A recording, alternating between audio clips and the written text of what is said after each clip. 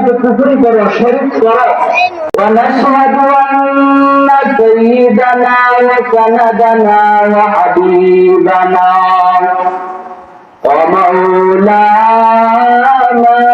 محمدا عبد الله ورسوله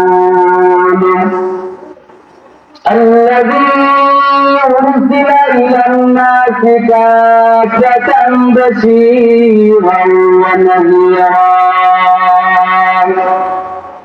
وداعيا إلى الله بإذنه وسراجا وقمرا منيرا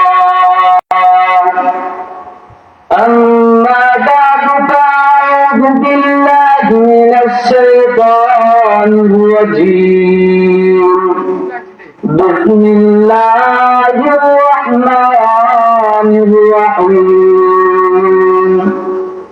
كيف تكفرون بالله وكنتم أموات فأحياكم ثم يميتكم ثم يحييكم ثم إليه ترجعون صدق الله المولانا العظيم وصدق رسوله النبي الكريم ونحن على ذلك من الشاهدين والشاكرين والحمد لله رب العالمين اللهم صل على محمد وعلى آل محمد كما صليت على إبراهيم وعلى آل إبراهيم إنك حميد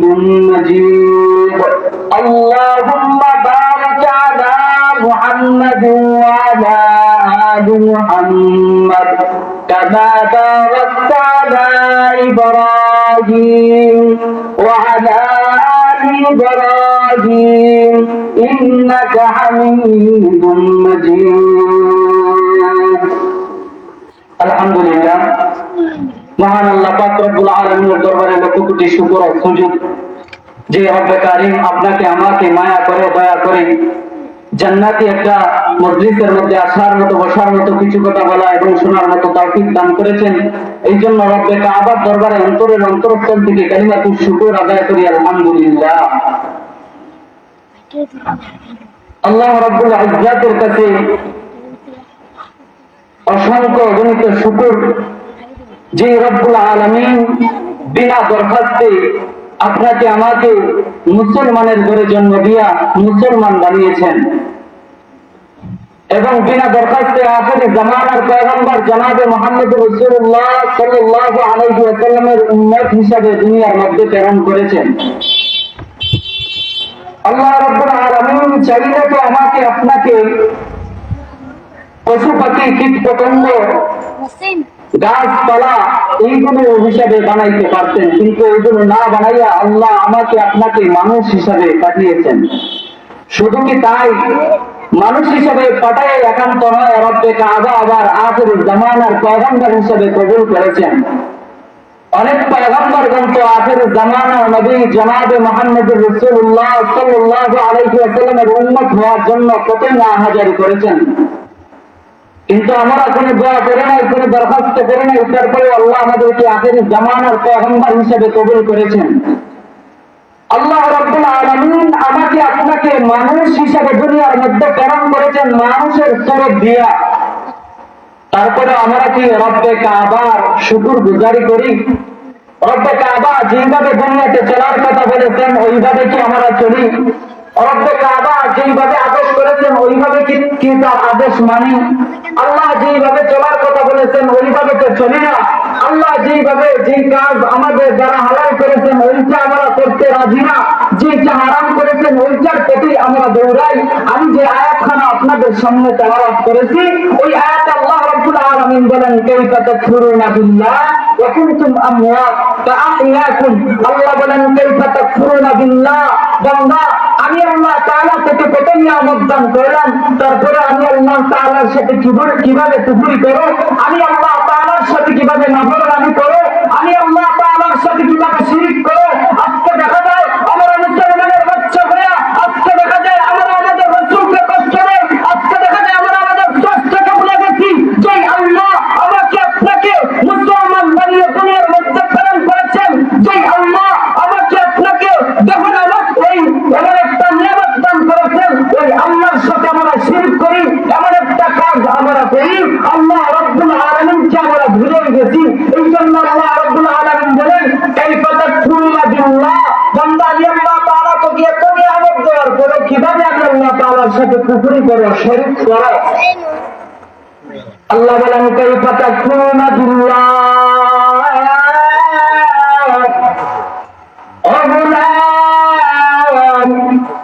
আমি আল্লাহ তাআলা তোকে তুমি আমল দান করলাম, আমি আল্লাহ তাআলা তোকে কত সুন্দর একটা জীবন দান করলাম, আমি আল্লাহ তাআলা তোকে কথা বলার জন্য কত সুন্দর একটা জবান দান করলাম, আমি আল্লাহ তাআলা দেখার জন্য কত সুন্দর একটা চক্ষু তোকে দান করলাম, আমি আল্লাহ তাআলা তুই শ্বাস নিঃশ্বাস নেওয়ার জন্য আমি আল্লাহ তাআলা তোকে লাখের একটা ব্যবস্থা করে দিলাম। তারপরে আমি আল্লাহ তাআলার সাথে কুফর করা, আমি আল্লাহ তাআলার সাথে কিভাবে নাফরমানি করো।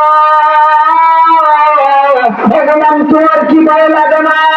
তোমার কি পরকালের কথা স্মরণ হয় না? তোমার কি কবরের কথা স্মরণ হয় না? ও বান্দা, তুমি তো আমাকে ভুলে গিয়েছ, আমাকে ভুলে গিয়ে তুমি আরামে মাঠের মধ্যে ঘুমাইতেছ। আমি আল্লাহ তাআলার ঘর থেকে তোমাকে 10 দিনের মধ্যে তোমাকে দেখা হয়, তারপরেও তুমি সারা দাও না। ও বান্দা, তুমি কি বলে দিয়েছ? কাইফা তাকফুরুনা বিল্লাহ ওয়া কুনতুম আমওয়াত ফাআহইয়াকুম সুম্মা ইউমীতুকুম সুম্মা ইউহয়ীকুম সুম্মা ইলাইহি তুরজাউন। আল্লাহ বলেন, বান্দা এখন আমি আল্লাহ তাআলার সাথে কুফর করতেছ, আমি আল্লাহ তাআলার সাথে নাফরমানি করতেছ।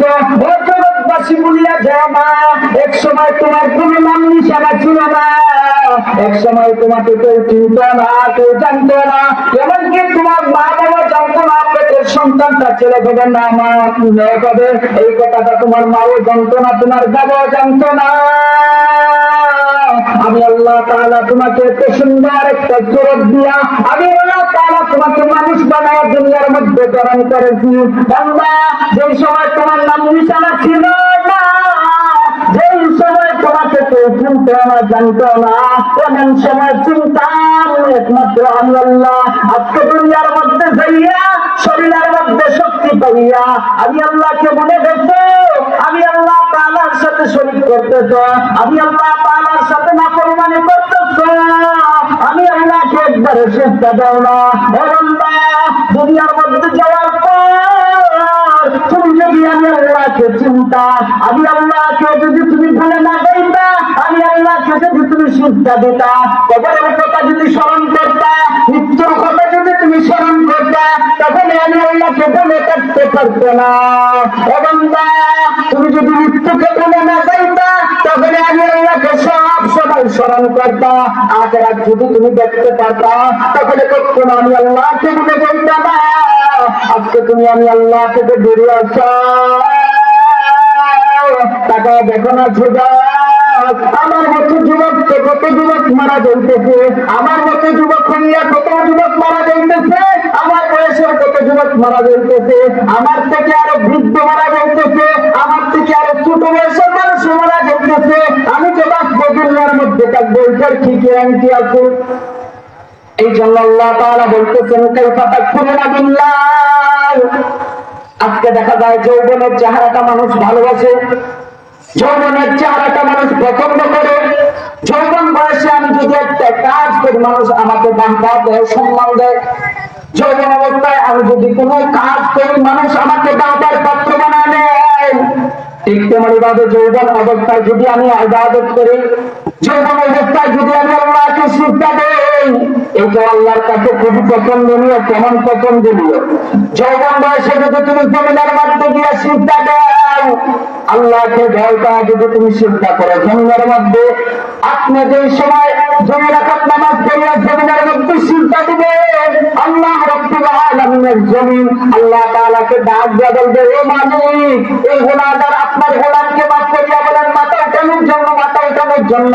কারণ এই যুবকের এই সুস্তার লোক বলছেন এত বেশি হয়েছে, আমি জমিন বরদাস্ত করতে পারতেছি না মালিক। আপনি বলেন ওই যুবককে তাড়াতাড়ি গুনাহগার মাফ করি, আপনি তাড়াতাড়ি বলেন যুবক জনমাতা উঠায়। এই বলে জমিন আহাজারি করতে থাকে। এই জন্য আমি আপনাদেরকে বলবো, যুবক বয়সে আপনার চেহারাটাকে মানুষ চিন্তায় ভালোবাসে, যুবক অবস্থায় ঠিক তেমনি ভাবে আল্লাহ আপনার হিদায়াতকে তেমনি ভাবে বেশি ভালোবাসেন।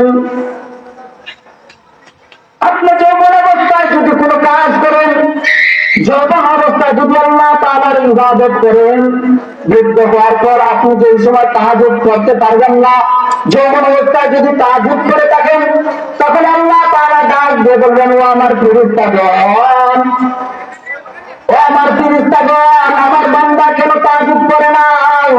ফেরেশতারা ডাক দিয়ে বলবেন, বার্ধক্যের কোলে এসে পড়েছে, এখন সে আর আগের মতো ঘুম থেকে জাগ্রত হইতে পারে না, আগের মতো চাইলে আর সে আপনার দরবারে হাজির হইতে পারে না। আল্লাহ ডাক দিয়ে বলবেন, যৌবনকালে কি সে ইবাদত করেছে? যৌবনকালে কি তাহাজ্জুদ করেছে?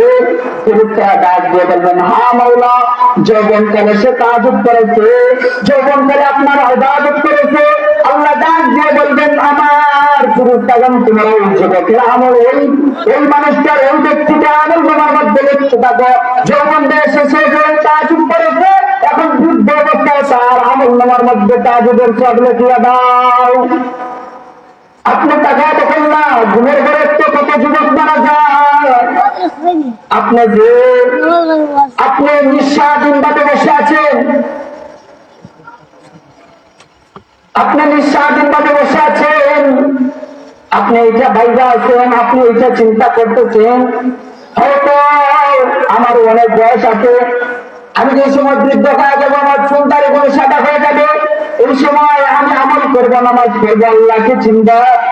এখন যা করার করে নাই। যুবক, ওইটা তোমার ভুল ধারণা। এই জন্য আল্লাহ তাআলা বলেন, কাইফা তাকফুরুনা বিল্লাহ, আমি আল্লাহ তাআলার সাথে কুফর করিয়া না।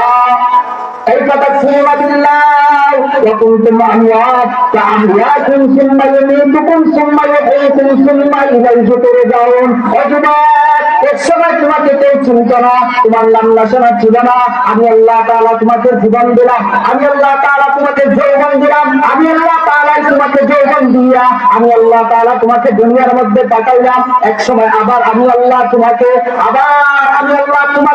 মৃত্যু দিব। আমি আল্লাহ তাআলা মৃত্যু দেওয়ার পর তুমি কবরে যাইবা, কবরে গিয়ে কি যাবে শেষ না, কবরে যাওয়া শেষ না। কবরে যাওয়ার পর আবার তোমাকে জীবিত করবে, আবার তোমাকে জীবিত করবো, জীবিত করার পর তোমার শুরু হয়ে যাবে আখিরাত।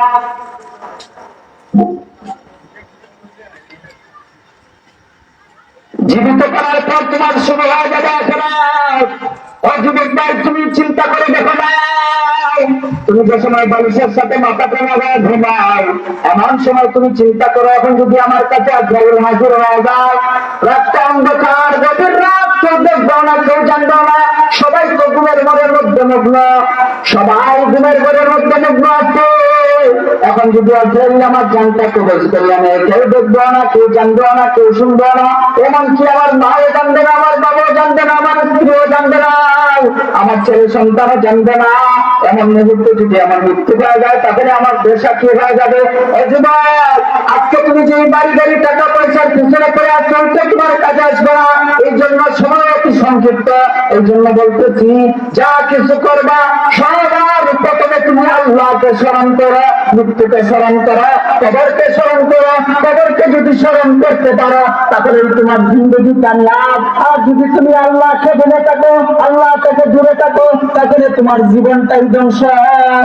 যে কথাগুলো বললাম, আল্লাহ পাক রব্বুল আলামিন আপনাকে, আমাকে, সবাইকে আমল করার মতো তৌফিক দান করেন। আমিন। ওয়া আখির দাওয়ানা আলহামদুলিল্লাহি রাব্বিল আলামিন। আসসালামু আলাইকুম ওয়া রাহমাতুল্লাহি ওয়া বারাকাতুহু।